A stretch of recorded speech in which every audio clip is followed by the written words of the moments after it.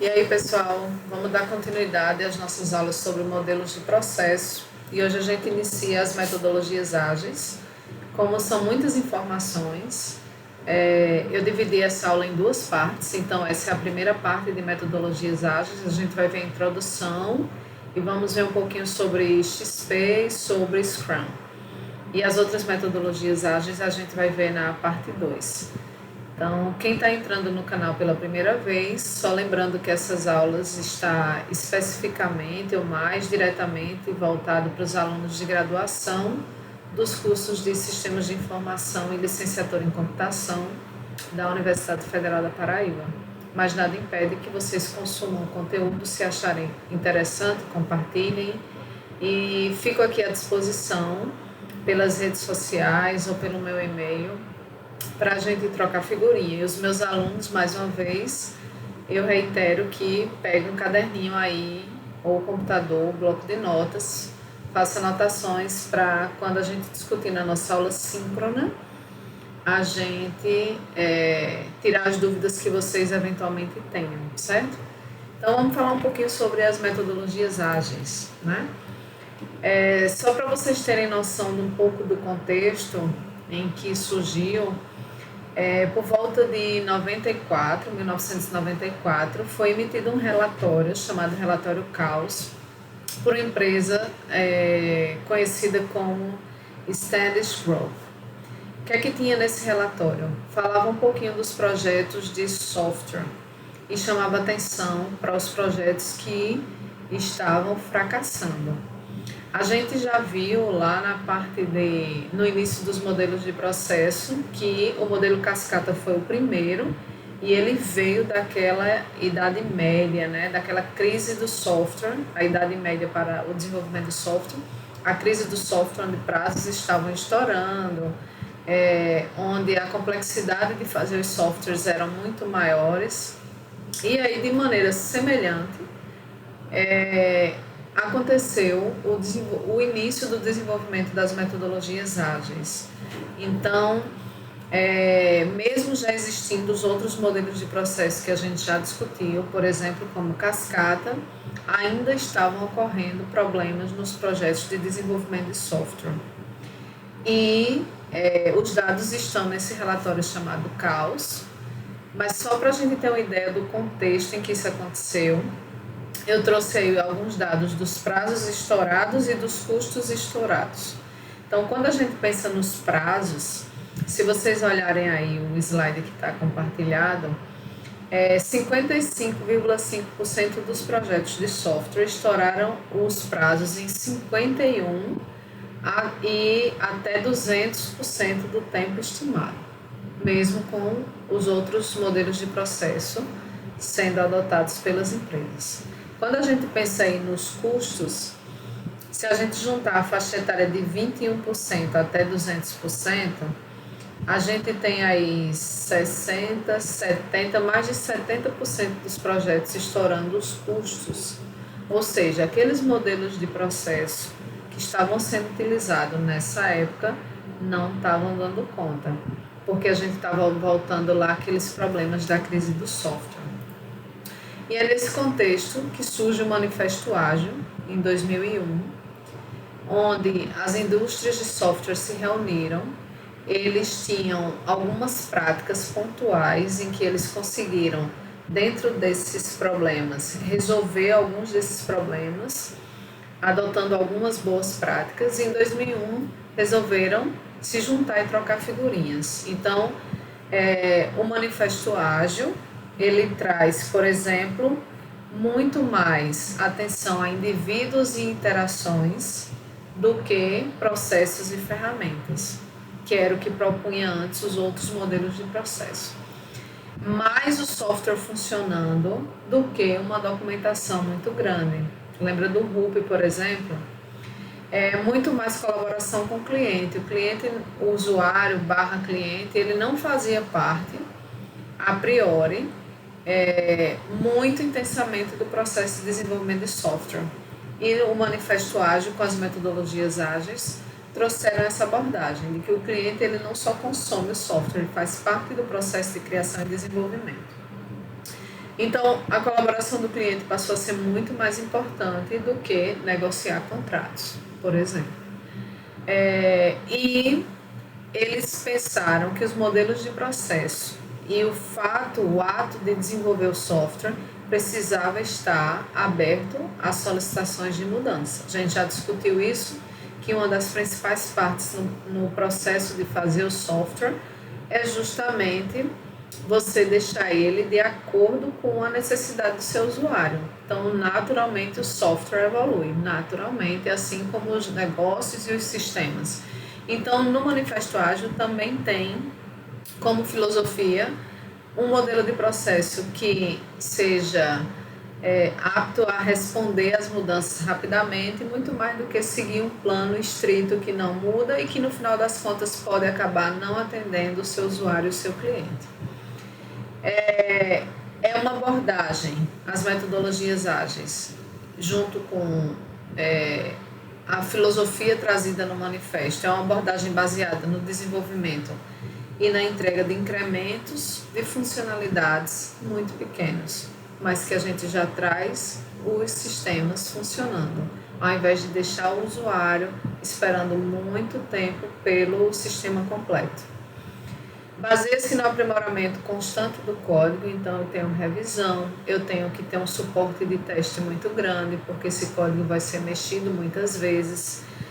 Os testes, se puderem, de forma automatizada, independentemente da granularidade dele ou do tipo do teste, com envolvimento massivo do usuário no processo de desenvolvimento de software e no desenvolvimento dele em pares. A propriedade intelectual desenvolvida como produto de software é coletiva.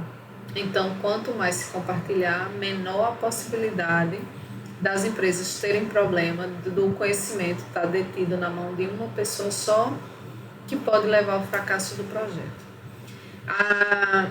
O Manifesto Ágil trouxe as metodologias ágeis que a gente vai ver um pouquinho mais à frente, mas só para vocês terem ideias iniciais, alguns métodos ágeis: XP, Scrum, DSDM, FDD, Kanban.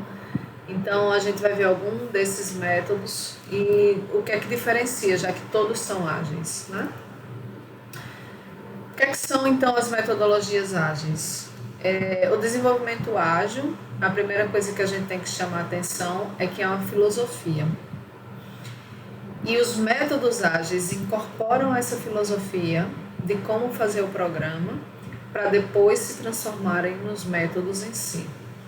Então, a filosofia ágil é simples, mas que o software seja eficientemente entregue ao seu usuário, com regras orientadas à comunicação contínua, feedback contínuo, uma das boas práticas.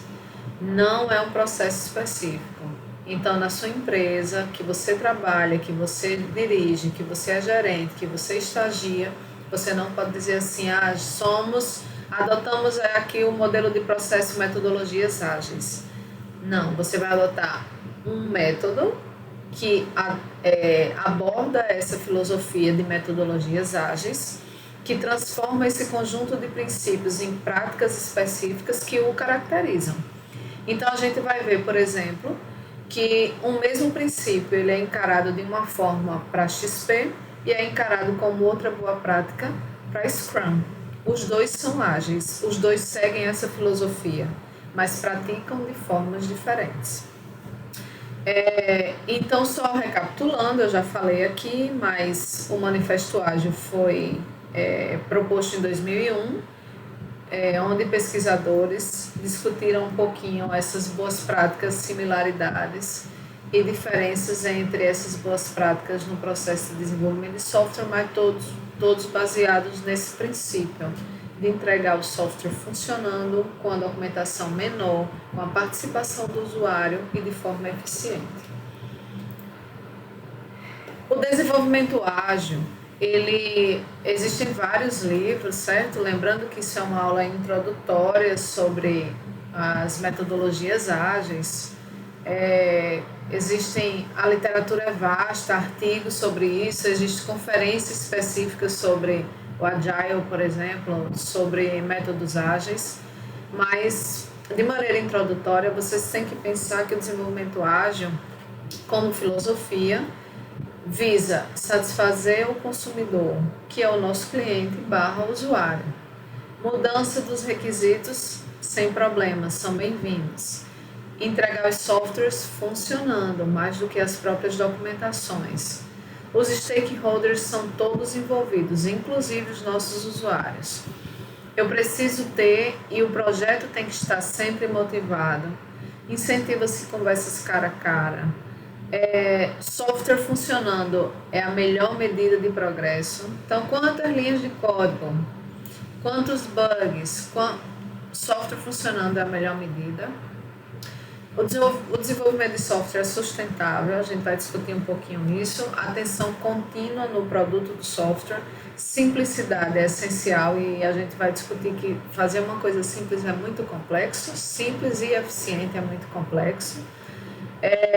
Arquiteturas e decisões emergem de equipes auto-organizáveis. Então, a gente vai ver que os times, eles podem assumir, as pessoas podem assumir diferentes papéis. Então, eu sou programador, depois eu sou arquiteto, em outro projeto eu sou testador. As equipes são auto-organizáveis e é preciso necessidade de intervalos regulares. A gente vai falar também que está relacionado com o desenvolvimento do software de forma sustentável.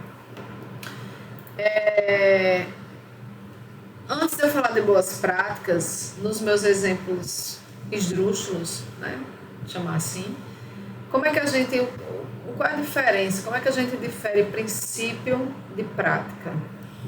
Então, vamos pegar um exemplo aqui de cristianismo. Eu tenho umas filosofias e essas filosofias, dadas as suas interpretações, se transformam em boas práticas, o que diferencia uma igreja da outra. A católica romana, a católica anglicana, a batista, a presbiteriana, todas elas têm o mesmo princípio. Acreditam no mesmo Deus, no mesmo Jesus, mas pegam trechos dessa filosofia que está lá na Bíblia, que é a mesma, e pratica-se de formas diferentes. Então, por exemplo, em umas igrejas, quem celebra a missa, o culto, pode casar, em outras não. Então, cada um teve uma interpretação principiológica e transformou isso em prática. Tragam agora para metodologias ágeis. Quando eu falo em metodologias ágeis, não é um modelo de processo específico. É uma filosofia, é muito mais uma filosofia, um conjunto de princípios basilares que cabe às interpretações para transformar isso em boas práticas. Por exemplo, eu falei em desenvolvimento sustentável. Algum modelo de processo pode entender, quem propôs ele, que o modelo sustentável de trabalho são 8 horas de segunda a sexta-feira, 40 horas semanais. Outros modelos de processo podem entender que o tempo ele vai variar de acordo com a demanda e a complexidade do software. Vai ter projetos que a equipe vai trabalhar de 8 a meio-dia, de segunda a sexta-feira. Continua sendo os dois casos, desenvolvimento sustentável e a equipe tranquila fazendo software. Só que um trabalha 8 horas por dia, outro trabalha 4 horas por dia. Então eu peguei o princípio ágil, transformei numa boa prática e como essa prática, o meu dia a dia, a aplicação desse conteúdo de forma técnica foi feita de maneira diferente, então eu tenho um modelo de processo 1 e um modelo de processo 2, os dois sendo modelos ágeis. Então lembrem-se, quando eu falo de metodologia ágil, não é um modelo de processo, é uma filosofia. Quando eu falo de métodos ágeis, aí eu estou pegando o conjunto de princípios ágeis, transformando em boas práticas no desenvolvimento de software, e essas boas práticas é que vão delimitar quem é a metodologia ágil número 1, quem é a 2, quem é a 3 e quem é a 4. Naturalmente, tendo eles vindo de uma mesma fonte, que é a filosofia ágil, vão ter práticas compartilhadas, que em todos os modelos, ou que na maioria dos modelos, eu também faço isso, eu também faço isso. Mas vão ter práticas específicas, que eu só faço isso daqui em XP, que eu só faço isso daqui no Scrum, mas eu não faço no DSDM, por exemplo. Então, os modelos de processo, os métodos ágeis, eles conseguem ter características pontuais, práticas do dia a dia, que acabam diferenciando, mas naturalmente vão ter práticas compartilhadas, uma vez que partem do mesmo princípio ágil, certo? Então, algumas práticas compartilhadas que provavelmente a gente vai encontrar em todos os modelos de processo, ou na maioria deles. Desenvolvimento iterativo, lembra que eu comentei na outra aula para a gente não confundir interação com iteração. Iteração cíclico, sistemático, repetitivo. Então, o desenvolvimento ele é em ciclo. O foco na comunicação dentro desses ciclos, a redução de esforços para construir artefato, a gente quer o software funcionando e de forma mais simples possível. Então, se eu tiver como reaproveitar, refatorar, reusar e passar por uma bateria de testes, muito melhor do que eu ficar construindo artefato e o software sem funcionar. E a ideia é que a metodologia ágil seja aplicada como cultura na empresa, como cultura, como pessoal, como as pessoas que trabalham com metodologias ágeis precisam entender aquelas filosofias para poder colocar em prática. Além disso, normalmente os modelos de processo usam o ciclo PDCA, que é Plan, Do, Check and Act.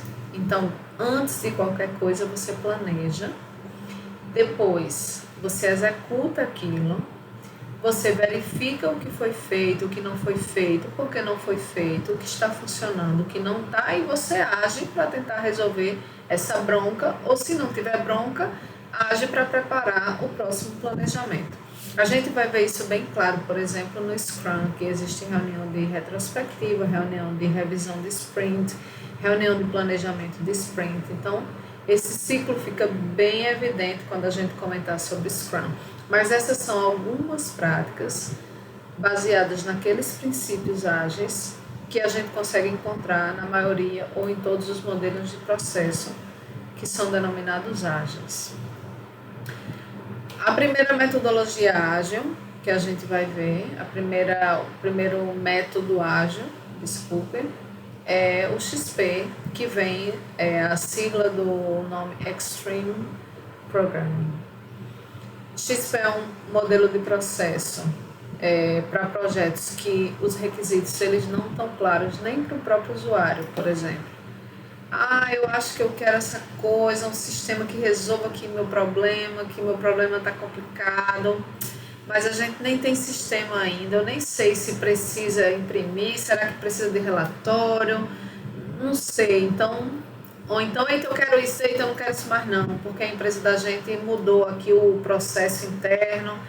Então, para projetos como esse, você não vai usar cascata, por exemplo, que você, se tiver mudança no sistema, ou se tiver mudança na arquitetura, ou se tiver mudança no funcionamento, você volta lá para requisitos e começa tudo de novo, especifica requisito, faz a arquitetura, implementa o software, testa, etc. Você vai usar, por exemplo, o modelo XP. O desenvolvimento normalmente é orientado a objetos, não é exclusivo, mas é pertinente, existem boas práticas direcionadas ao O. E o desenvolvimento é incremental. A gente já falou do modelo iterativo incremental, então o software vai sendo entregue por incrementos, por pedaços. Alguns valores. O que são valores? São as diretrizes do XP, como eles interpretam os princípios ágeis e definem as atitudes da equipe. Então, o feedback contínuo. Não, isso aqui está dando bronca. Lá no final da semana eu falo. A ideia é, contínuo. Programador dá feedback, testador dá feedback, usuário dá feedback. A gente chega para o usuário, pergunta se está tudo certo, se é aquilo mesmo, manda ele fazer um teste de aceitação ou de validação. Feedback contínuo entre todos os stakeholders. A comunicação é extremamente importante e vocês têm que lembrar que não só para XP, mas para os métodos ágeis, como eles gostam, exigem, faz parte do modelo de processo, a participação do usuário / cliente no processo de desenvolvimento, a comunicação é extremamente importante e relevante. Então, o analista ele tem que saber falar com a equipe de software, ele tem que saber falar com o cliente, com diferentes linguagens. Por exemplo, se esse telefone sem fio quebra ou a informação chega errada, provavelmente o produto de software vai sair errado. Simplicidade, a gente já falou, mas a gente vai ver isso em vários modelos de processo. Eu preciso fazer algo simples, fácil de manter, modularizado e que eu consiga testar facilmente, que eu consiga evoluir, que eu consiga fazer adequação às solicitações de mudanças de forma fácil. E o respeito a todos como produto de software sendo sua propriedade intelectual coletiva. Qual é a estrutura da equipe de uma empresa que adota o XP?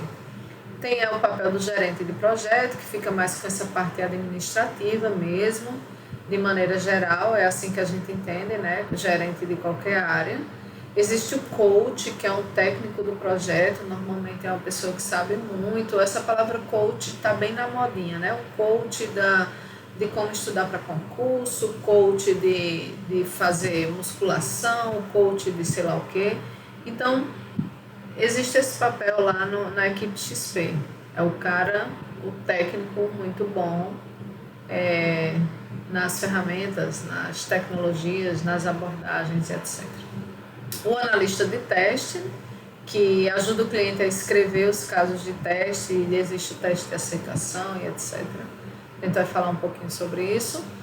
O redator técnico, que ajuda nessa documentação, e o desenvolvedor, que analisa, projeta, codifica, etc. Precisa ter todos? Não, depende do tamanho da empresa, depende da necessidade da empresa, mas esses são os papéis discutidos para uma empresa assim, que quer e pode adotar XP de forma bem completa, que tem equipe, que tem projetos complexos ao ponto de necessitar todas essas pessoas. Normalmente não, mas acontece em muitos casos uma pessoa assumir mais de um papel, por exemplo, o redator e o analista, por exemplo, certo?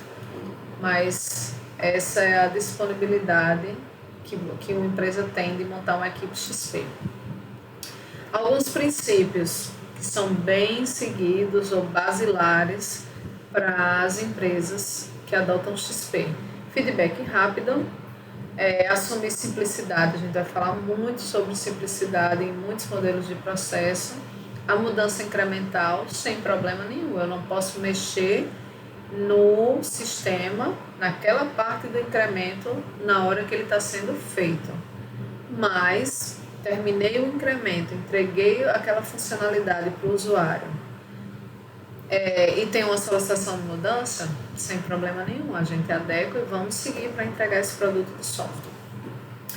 Abraça as mudanças, né, que é o que eu acabei de falar, e trabalho de qualidade. Software funcionando de forma eficiente, muito mais do que os artefatos. São alguns dos princípios que se transformam em outras boas práticas, né?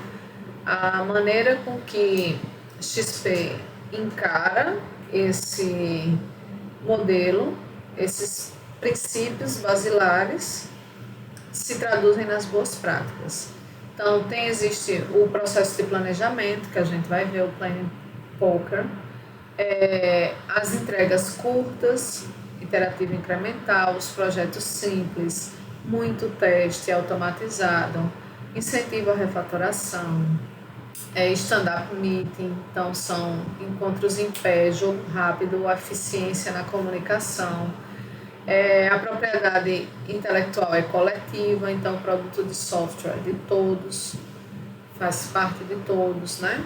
Integração contínua, afinal, o sistema precisa ser entregue por partes, as funcionalidades por partes. O cliente está sempre presente, a semana é sustentável, normalmente um ritmo de 40 horas semanais, segunda a sexta, 8 horas, mas isso vai variar de empresa para empresa. Existem padrões na codificação, então como nomeia classe, como a gente faz commits e updates, quais são os comentários que se colocam, quais as ferramentas de integração para fazer isso, como são nomeados as histórias de usuário. Então, existe uma padronização nessa codificação e o time muito coeso, né? São algumas boas práticas. Então, quais são as fases? Lembra que eu falei para vocês, desde o começo da disciplina, que vão mudar os nomes, as intensidades, os fluxos, mas normalmente a gente vai ver 5 atividades nos processos de desenvolvimento, nos modelos de processo. Especificação, o que é o software. Eu tenho projeto e arquitetura, é como eu resolvo isso computacionalmente. Implementação, que é codificar e transformar essa ideia num programa de computador. Depois eu tenho testes, isso que eu fiz funciona, tá legal, posso entregar para o usuário. Depois eu implanto o sistema e faço manutenção e evolução. No XP, assim como em outros modelos de processo, a gente tem essas atividades também. Então, essa figura resume um pouco das fases do XP. E aí, o que é que acontece? No começo de tudo, a gente vai selecionar quais são as histórias de usuário que a gente vai trabalhar nesse incremento, nessa iteração. Lembra que a entrega é muito semelhante com o iterativo incremental. Eu tenho iterações, iterações, iterações e vou entregando o produto de software em pedaços, pedaços e pedaços, mas pedaços que funcionam. Eu não vou entregar a tela do cadastro e quando eu clico para cadastrar, não cadastra nada, não. Eu vou entregar o cadastro todo funcionando. Tela, modelo de negócio, banco de dados com a persistência, checagem, criptografia se necessário, algoritmos, tudo. O cadastro inteiro está funcionando.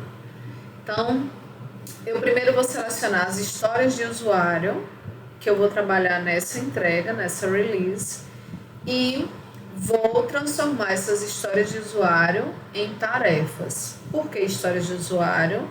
São somente ligadas às funcionalidades. Se eu tiver questões estruturais, se eu tiver questões sistemáticas, se eu tiver questões de requisitos não funcionais, provavelmente não estão contemplados de forma clara na história do usuário, porque o foco da história do usuário é trazer as funcionalidades. Então, depois que eu analiso a história, eu quebro essa história em tarefas. Para fazer isso aqui acontecer, como é que eu faço? O que é que eu tenho que fazer? A gente vai trabalhar ainda com histórias de usuário, com casos de uso e com cenários BDD. E a gente vai ver bem direitinho como é que eu crio uma história, que pedaços compõem uma história, que elementos compõem uma história. Mas, por enquanto, vocês compreendam que as histórias de usuário são histórias contadas pelo próprio usuário sobre o que eles querem no sistema. E aí, dessas histórias, eu vou tirar vou criar um conjunto de tarefas para poder fazer essa história acontecer.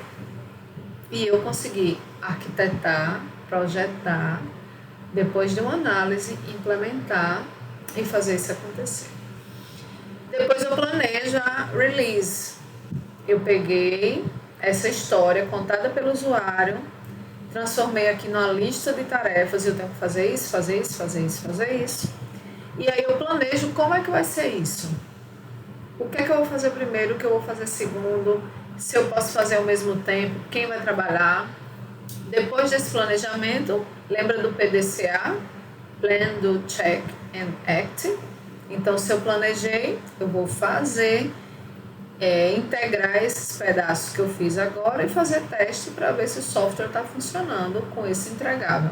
Passou no teste, eu faço a release do software, ou seja, a entrega daquele pedacinho, e passo para evoluir de novo o sistema. E aí, quando esse ciclo se acaba, quando o produto de software está todo pronto, quando todos os incrementos estão finalizados. Então, seleciona a história do usuário. A história do usuário é quebrada em um monte de tarefas. Esse conjunto de tarefas são planejadas para eu saber como faço o que faço. Planejei a tarefa, eu vou fazer essa coisa. Vou desenvolver, vou testar e vou integrar aos incrementos que já existiam. Tá tudo certinho, eu entrego o seu outro pedacinho do produto, entrego outro pedacinho e repito esse ciclo. E aí fica claro que o sistema é iterativo, várias iterações até terminar a entrega do software, e é incremental, porque eu estou dando pedaços funcionando em cada release desse que é liberada para o meu usuário. Certo? E aí eu tenho as fases de planejamento, análise de projeto, codificação, teste e implantação do sistema. Na fase de planejamento, como o nome já diz, e é intuitivo, eu tenho as histórias de usuário, que eu já falei para vocês, lembrando que as histórias estão relacionadas apenas às funcionalidades, que eu preciso decompor essas histórias em tarefas para eu saber exatamente o que é preciso fazer para essa história acontecer. Eu tenho cartões de indexação, a gente vai falar um pouquinho sobre isso.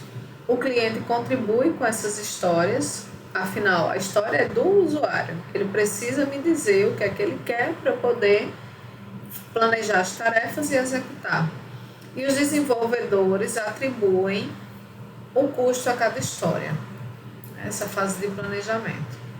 Na fase de projeto, eles adotam a abordagem Keep It Simple, de novo a simplicidade, então não inventa moda, não inventa um algoritmo mais difícil se tem uma forma mais fácil, não inventa de programar do zero se eu já tenho uma API com a série de código pronto, não inventa de jogar tudo fora e fazer tudo de novo, vamos fazer uma refatoração e reaproveitar o código. Então mantenha essa coisa simples, mas que funcione. Encoraja a refatoração, a gente vai ter lá, acho que é o 11º capítulo, a parte eu vou falar para vocês sobre a refatoração e técnicas de refatoração, mas vocês compreendam de maneira superficial agora que o processo de refatoração nada mais é do que você refazer o código, o produto do software, sem que essas alterações sejam perceptíveis para quem está funcionando. Você deixou o código mais legível, você deixou o código mais rápido, você deixou o código menos emaranhado, mais modularizado, mais fácil de manter, você deixou o código mais testável, você deixou o código mais portátil, então ele pode rodar agora na web, no celular, no desktop, mas para o usuário não mudou nada.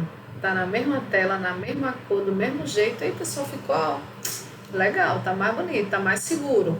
Normalmente os requisitos não funcionais são atendidos nos processos de refatoração.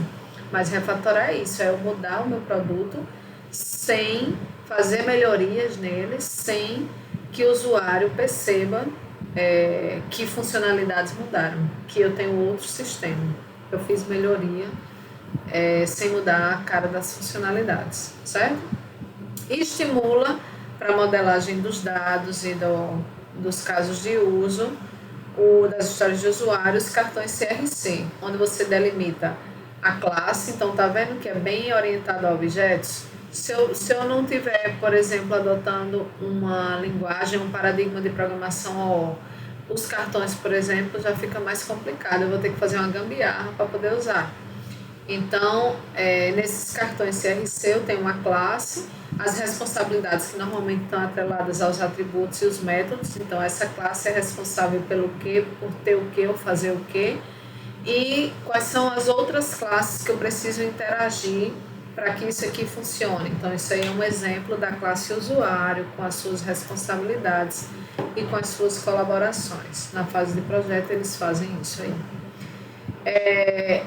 Esse daqui é um exemplo de um cartão de tarefas. A história do usuário é a prescrição de uma medicação, mas isso é um requisito funcional, né? Normalmente as histórias estão relacionadas aos funcionais, às funcionalidades, não às restrições sobre elas. E aí eu vou ter, ó, a tarefa 1 é eu checar a dose, a tarefa 2 é eu fazer o formulário de seleção, a tarefa 3 é eu fazer a mudança da dose na prescrição. Então, eu tenho um conjunto de tarefas que são construídas a partir de uma única história que se chama prescrição médica. Na fase 3, depois que eu projeto, eu fiz o planejamento, projetei, já sei o que é, agora eu vou codificar. Então, inicia-se a codificação das histórias de usuário, que estão quebradas lá em tarefas. Eu faço testes unitários e para o XP o teste é antes. São criados os casos de teste, os códigos de teste, para quando o código estiver pronto, você já roda e você faz o teste antes. Para mim, a primeira vez que eu escutei isso na minha graduação era tão esquisito. Como é que eu vou fazer o teste de uma coisa que não existe, né? Que coisa louca é essa? Como é que eu vou ver se foi para o banco de dados um dado que não existe ainda e eu nunca fiz nenhuma classe para dizer que esse negócio vai lá para o banco, eu vou fazer um teste antes? Como é assim? A gente vai ver um capítulo de teste, 2 na verdade, só sobre teste, ferramenta de teste, a gente vai discutir como é que funciona isso, né? Como é que trabalham-se as construções dos casos de teste. Ao mesmo tempo, eu tenho a construção do projeto, do software, e o teste é feito antes. E estimula-se programação em par. Como é que funciona a programação em par? Vocês já devem ter ouvido falar, mas só para deixar claro para quem nunca ouviu, a programação em par, um programa e o outro observa, depois troca. O outro dá pitaco, o outro diz, acho que o erro é que está faltando ponto e vírgula. Tu abriu chave, mas tu não fechou, por isso está dando pau aí, ó. Eita, tu dividiu, mas não era para somar primeiro, e bota um parênteses, senão ele vai dividir pelo atributo mais perto, pelo valor mais perto. Então, a ideia de XP é que essa programação faz com que o conhecimento fique cada vez mais compartilhado. E o produto é coletivo. Depois que você codifica, faz as partes de teste, e para XP o foco são os testes unitários e os testes de aceitação. Teste de unidade, a gente vai ver também lá com mais calma o capítulo de teste, mas a título introdutório, você analisa e testa as menores partes de um sistema. Se a gente estiver falando, por exemplo, numa programação orientada a objetos com Java, por exemplo, eu estou testando atributos, eu estou testando métodos, vai depender da granularidade de como vão ser construídos os testes, mas você testa a menor parte e parte do pressuposto que, se a menorzinha está funcionando, quando eu juntar vários pedacinhos funcionando, todos vão estar funcionando. Lá na frente a gente vai ver que às vezes isso é insuficiente, porque as partes funcionam de forma separada, mas quando eu junto elas duas para se comunicar, eu vou precisar de testes de integração. Mas, para o XP, eles partem do pressuposto que os testes unitários são quase que suficientes. E os testes de aceitação, que é eu chegar lá para o usuário, fazer um teste com ele e aí, tudo certo? Está checado? Requisitos funcionais, requisitos não funcionais, as histórias estão todas atendidas, podemos finalizar e passar para o próximo incremento ou para o próximo produto, porque está entregue. Então, o foco do XP são nesses dois tipos de testes. A gente, de novo, vamos ver com muita calma, certo? Todos os tipos de testes, as classificações de testes, como faz esses testes, ferramentas para fazer esses testes. A gente vai brincar um pouquinho com algumas ferramentas, mas a título introdutório vocês precisam saber que XP adota esses testes na fase de teste dele lá. Então, esse aqui é um exemplo de um caso de teste para a checagem lá dessa dose, a mesma da história do usuário no slide anterior, e onde eu tenho os dados de entrada que eu preciso para realizar o teste, os testes, o que é que precisa ser feito, como é que eu programo isso, ó, tenho que testar isso, testar aquilo outro, e a saída. Depois que eu executar isso que está aí no conjunto de testes, eu vou ter o que de saída? Um ok, um aprovado, um número, por exemplo, se for o teste de somar, eu tenho como input 2 números, o teste é o fazer a soma e o output é um número. Nesse caso específico, por exemplo, o output é o número em miligrama que representa uma dose simples da droga, por exemplo. O teste, um dos testes é saber se essa dose simples é correta, mas se está muito alta a frequência ou se não está muito alta.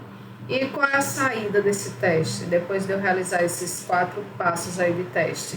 É um ok ou uma mensagem de erro? Ok, tudo certo. Ou então, não, deu bronca, não passou aqui. Então, com esse caso de teste, você consegue fazer o teste antes. E aí, quando tiver o programa pronto, você só executa. E vamos ver o outro modelo de processo para essa aula, parte 1, que é o Scrum, né? Bem adotado, bem conhecido. Eu diria que ele, junto com o XP, são os mais proeminentes das metodologias ágeis. O Scrum, ele é focado ele foi voltado quando foi pensado para desenvolvimento de projetos. Gerenciamento de projetos, não especificamente desenvolvimento de software. Diferentemente do XP, o Scrum pode ser usado, por exemplo, para outros tipos de projeto, não só projetos de desenvolvimento de software. Muitas das coisas que eu vou falar aqui são completamente cabíveis num projeto de engenharia mecânica, de engenharia civil, um projeto de pesquisa, gerenciamento de projetos em geral. Diferentemente de XP, que foi pensado especificamente para desenvolvimento de software. Não é à toa que o nome dele é Extreme Programming. O Scrum, muita gente acha que é uma sigla, né? Software, alguma coisa, etc. Então, a primeira coisa que tem que desmistificar Scrum não foi pensado para desenvolvimento de software. Ele é aplicado, mas não foi pensado para isso. Muitas empresas, inclusive a advocacia, usam Scrum. Faz Scrum Meetings sem problema nenhum. Outra coisa é que Scrum não é uma sigla. Essa posição aí do rugby inicial, em que todo mundo se engrampa, se agarra, e isso é que gera força. Então, a quebra de braço aí, sim, grande, essa posição chama Scrum, e a ideia é essa: a união, você sozinho, todo mundo lhe derruba. Se todo mundo está na posição de Scrum, todo mundo tem a força. As equipes são autogerenciáveis.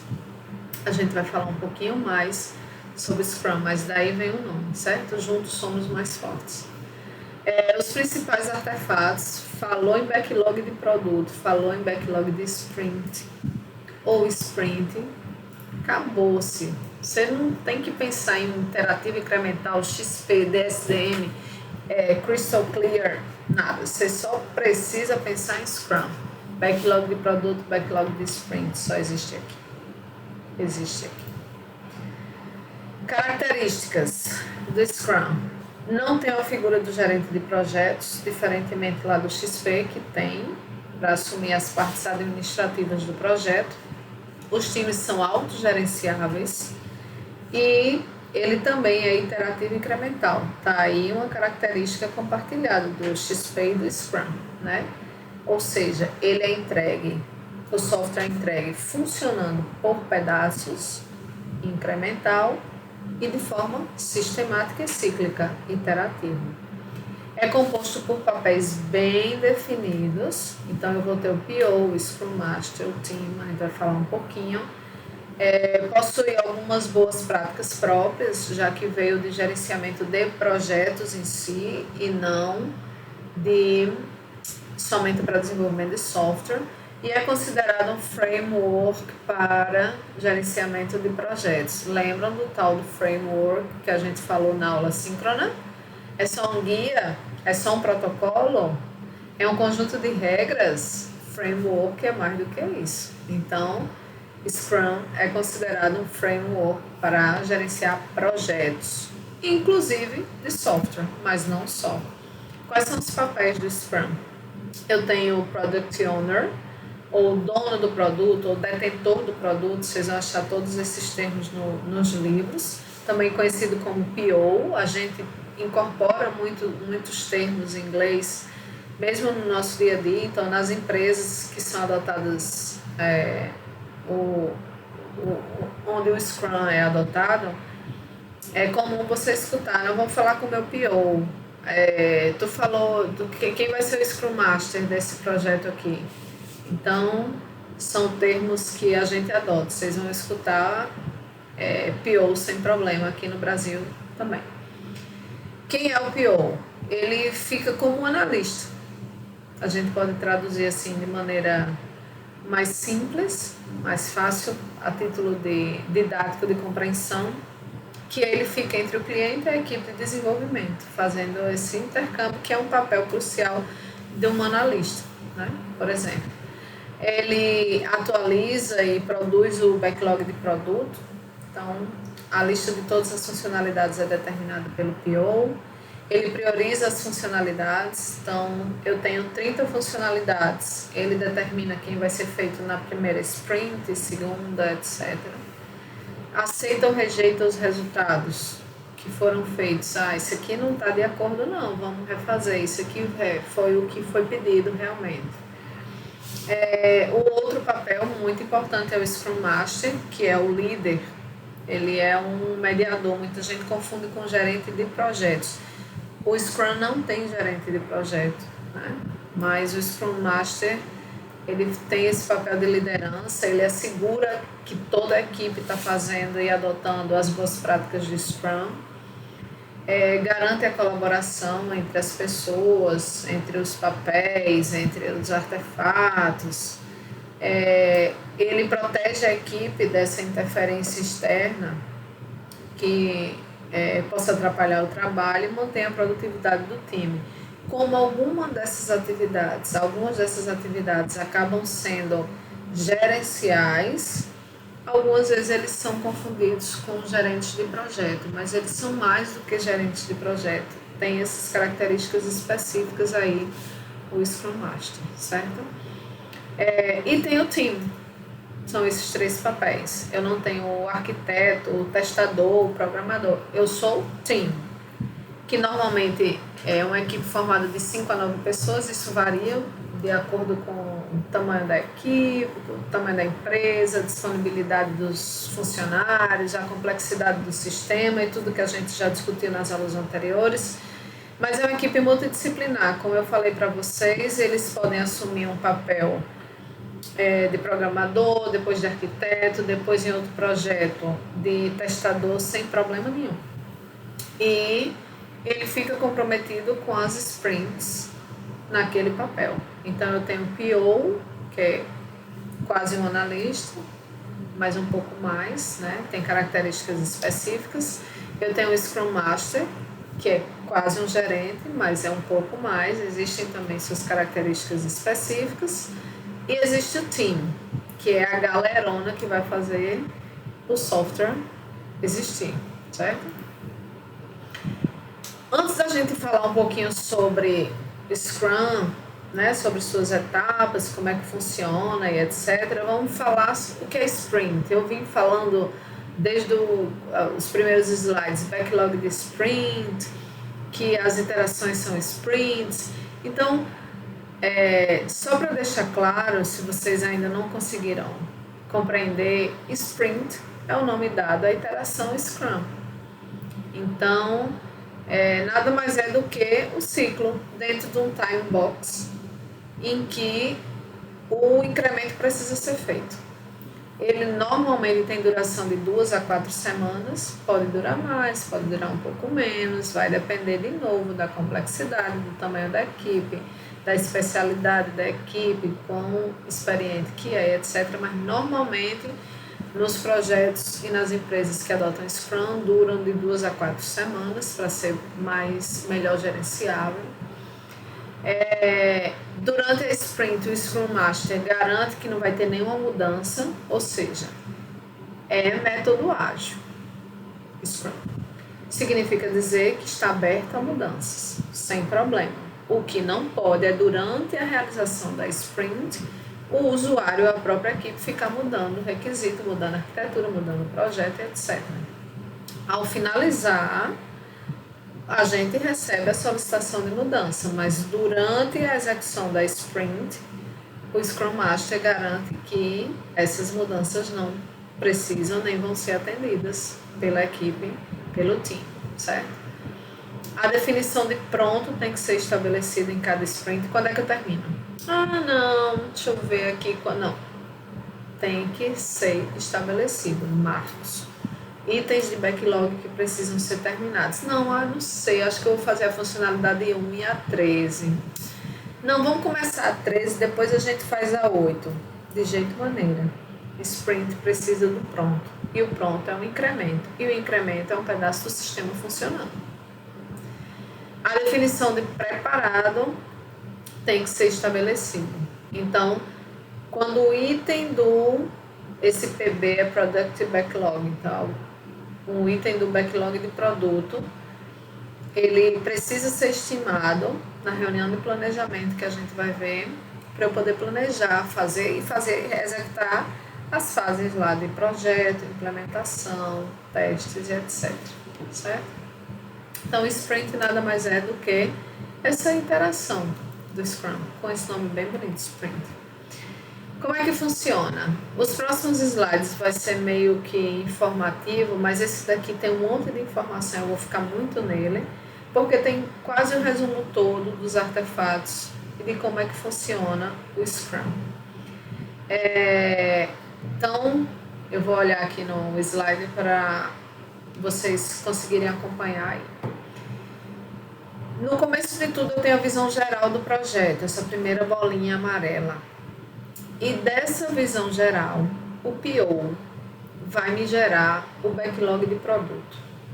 O que é o backlog de produto? Que é um dos artefatos do Scrum. Nada mais é do que uma lista de funcionalidades que eu preciso ter para o meu produto de software estar todo pronto. Eu vou ter todas. Então, vamos supor que um produto de software tenha 50 funcionalidades. E que funcionalidades são essas? Por exemplo, um software da biblioteca, cadastro de livro, cadastro de professor, cadastro de aluno, empréstimo, devolução, emissão de multa, emissão de declaração de quitação com a biblioteca. Então, tudo isso eu vou estar lá, listando as funcionalidades. Listei as funcionalidades no meu backlog, eu vou ter uma reunião de planejamento de sprint. O que é que vai acontecer? Disso daí, o PO, juntamente com o usuário e com a equipe, vai delimitar quais dessas funcionalidades são prioridades, que normalmente são feitas primeiro, por interesse do usuário, ele precisa disso para ontem, por complexidade. Então, quanto mais cedo fizer, menor a probabilidade do projeto dar errado, e ao mesmo tempo vai sendo testado em toda a bateria de teste. Então, no planejamento da sprint, eu tenho a delimitação de quais dessas funcionalidades do backlog vão ser feitas dentro daquela sprint, que me gera o backlog de sprint. Então, é como se eu tivesse 30 funcionalidades no backlog de produto do software, e o backlog de sprint nada mais é do que uma cópia do backlog de produto, sendo que só daquelas funcionalidades que vão ser trabalhadas dentro daquela sprint. A sprint, a gente já falou, dura de 2 a 4 semanas em média, então vai ficar lá, implementa, arquiteta, testa, implementa, arquiteta, implementa e testa nessas 4 semanas.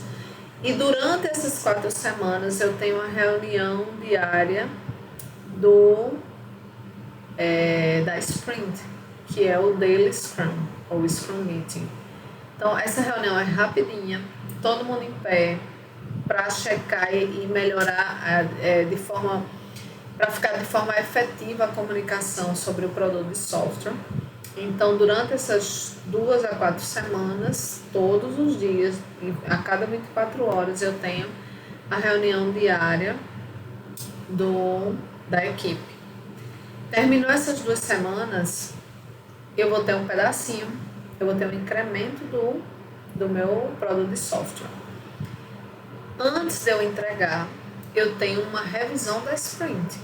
Foi tudo que foi pedido lá no sprint backlog, foi feito, tá tudo certo, é isso mesmo, teve coisa a mais, teve coisa a menos, precisamos replanejar, isso aqui tá pela metade, como é que tá esse sprint aí? Entreguei meu incremento, antes de eu começar a próxima sprint, eu tenho uma reunião de retrospectiva para poder replanejar e começar tudo de novo. E depois da reunião da retrospectiva, eu tenho mais um pedacinho do software, mais um pedacinho integrado ao meu produto, até chegar no produto final. Então, os artefatos principais, backlog de produto e backlog de sprint. Eu tenho as reuniões no começo de tudo de planejamento, as reuniões diárias durante a sprint, a reunião de retrospectiva antes de começar. Lembra a retrospectiva do final do ano que passa lá naquele negócio Globo Repórter, no dia 31 de janeiro, né? A retrospectiva. Pronto, lembra disso? Reunião de planejamento é antes de começar a sprint. Reunião de retrospectiva é no final do ano, no final da sprint, para eu saber o que aconteceu e me ajudar nessa próxima reunião de planejamento antes de eu começar a sprint. E durante a sprint eu tenho as reuniões daily Scrum Meeting, que é a gente conversar um pouquinho sobre como é que está o software e o desenvolvimento do incremento dentro daquela sprint. Outro artefato importante que a gente vai ver com mais calma é o gráfico de burn down, que é construído e atualizado durante a sprint. Mas eu vou conversar com vocês também daqui a um tempinho sobre os artefatos. Então, no planejamento, planejar antes. Lembra do PDCA? Planeja antes. É dividido em 2 partes. Primeiro, a equipe seleciona quais itens do backlog, junto com o PO, né? A equipe junto com o PO vai ser priorizado e vão compor. E eu tinha lá 30, fiquei com 5 para resolver agora. Então, essas 5 funcionalidades tornam-se o backlog de sprint. Nada mais é do que uma cópia do backlog de produto, só que somente para aquela sprint. E depois são identificadas as estimativas de cada item que precisa ser feito com Plain Poker. Eu vou explicar para vocês como é que funciona essa técnica de estimativa. O time inteiro vai planejar essa sprint, certo? O Plain Poker é uma forma de você estimar esforços baseado na experiência da equipe, nas tecnologias usadas e conhecidas, nos diferentes tempos de empresa, por exemplo. Então, eu posso ter lá um estagiário, eu posso ter um programador sênior, eu posso ter um testador que está na empresa há muito tempo. E ao invés de você ou super estimar quanto tempo, qual o esforço quanto custa, quantas pessoas daquela sprint, você faz uma média e isso é o Planning Poker. Então, estima esforços sobre cada história do usuário, cada membro da equipe tem a descrição da história, né? E aí cada membro da equipe vai dizer, para essa história são 10 dias, 10 horas, 10 semanas, 10 anos. Vai depender de como isso é pensado e colocado de forma prática nas empresas. Mas vamos pensar em dias. Então, supondo aí que essas cartinhas cada um dá 13, 8, 10, 40. E aí, baseado no Plain Poker, a estimativa do esforço necessário para cada história do usuário, para quando se for planejar as sprints, saber como organizar isso dentro daquelas 2 ou 4 semanas. Entrei na sprint e não fiz o planejamento, entrei dentro da sprint. Fazer agora o produto acontecer. Nessa história do produto acontecer, todos os dias eu tenho o Daily Scrum Meeting, que é, eu vou junto com a minha equipe. Foi feito o que era para ser feito, o que vai ser feito depois, amanhã, e tem algum impedimento que está ali emperrando você, tá tudo ok com as tecnologias, está tudo ok com a clareza dos requisitos, está tudo tranquilo. A ideia é essa comunicação entre todos da equipe, todos estão sabendo de tudo. Lembra que o time, você pode trocar de papéis, então é extremamente importante essa comunicação de forma efetiva, né, entre a equipe. Então, melhora a comunicação, melhora o conhecimento sobre o produto, do software, então só tem vantagem. E promove essa tomada de decisão rápida. Tá tendo o que de impedimento? Não, eu estou rodando aqui o algoritmo, mas o meu computador, a memória é muito ruim, e aí eu passo 2, 3 horas para rodar só um pedaço. Então, resolve a bronca, não precisa esperar o fim da sprint. O Daily Scrum Meeting também serve para coisas como essa, certo? Desculpa, às vezes a gente tem uma dificuldade técnica e, eita, não estou conseguindo, eu li tutorial, eu vi fórum, está dando problema aqui no meu código. Daily Scrum, ele vai, alguém já usou essa API aqui, quando eu chamo esse método, ele não está emitindo relatório com PDF, ele está gerando outra extensão. Aí outro da equipe que já trabalhou em outros projetos diz, já usei essa API. É tranquilo, só é tu lá no argumento colocar que o parâmetro, o argumento é object. Dá tudo certo. Tranquilo. Então não precisa esperar o final da sprint ou o final do produto, você ficar lá se martirizando, alguém já tem uma solução que pode te ajudar. A ideia é essa do Daily Scrum. Então, planejei a sprint, reunião de planejamento, entrei dentro da sprint com reunião diária, todo dia a gente conversa um pouquinho, rapidinho, em pé, 5 minutos, jogo rápido. E depois eu vou para a revisão da sprint, que é realizada após cada final de sprint. Todos participam, todos dizem o que fez, o que não fez dentro do sprint, é visto se o objetivo da sprint foi alcançado ou não. E, por fim, eu tenho a reunião de retrospectiva, lembra o Globo Repórter lá que eu disse? Então, vamos fazer uma retrospectiva aqui de tudo. Fez a revisão, tudo certo, vamos fazer uma retrospectiva antes da gente começar a planejar. Eu preciso remanejar funcionalidades? A gente sub ou superestimou alguma coisa? As tecnologias estão tudo tranquilo? Tem algum problema ferramental? Algum requisito, alguma história do usuário não ficou muito clara, foi feito errado? Então, correu tudo bem? Quais os problemas para a gente evitar para o próximo planejamento?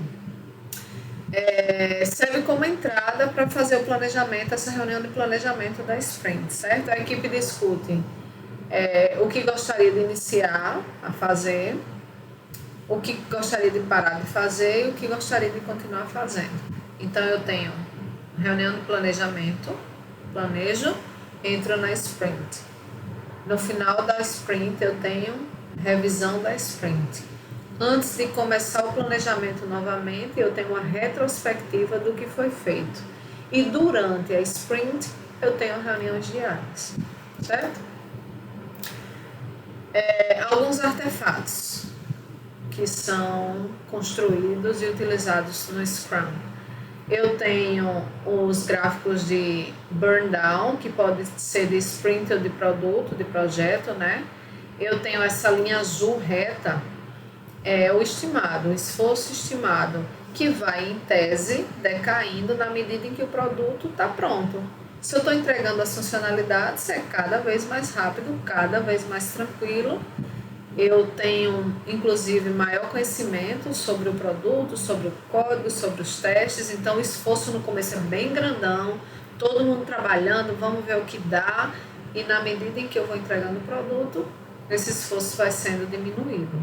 E eu posso ter isso por sprint e posso ter isso por projeto todo, que é os gráficos de burn down. Burn down de baixo, né? Então você gasta muita energia no começo e depois você vai queimando e diminuindo esse esforço.